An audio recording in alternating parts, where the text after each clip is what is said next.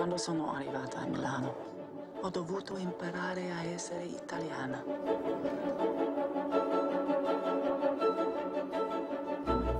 When we were developing the story, I remember saying to Luca, the director, that I felt that she was like a dog who finds a bone that she really wants to take away somewhere very precious and to really gnaw over, like down the bottom of the garden. So she goes to the place that I think is maybe the closest thing to nature in the heart of Milan, which is the roof of the Duomo, which is like a sort of forest of marble pillars. I think there's a real awakening for her there. There's something about, you know, when you're not in love and you hear a friend talking about being in love and you go, oh yes, I remember that. I want a bit of that. It's a tasty morsel. That's sort of, I think, what happens for her. And her daughter, both her eldest son and her daughter, they really lead her into her liberation, I think. I mean, I'm very often working outside my own voice. I'm, you know, sometimes I'm pretending to be an American, and that's very often more complicated than just speaking Italian with a Russian accent.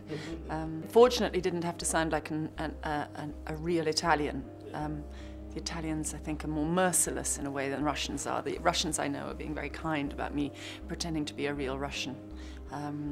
But I for sure will never be able to speak Italian without a Russian accent.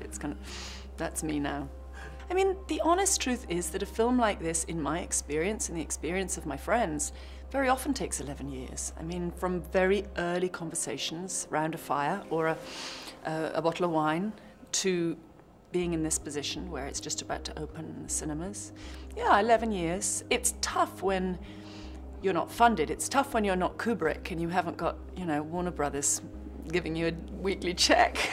I'd love to do a sort of 11-year, you know, paid gig. That would be fantastic. Independent films, I tend to work in the independent sector, and, you know, to produce a film from scratch very often takes that long.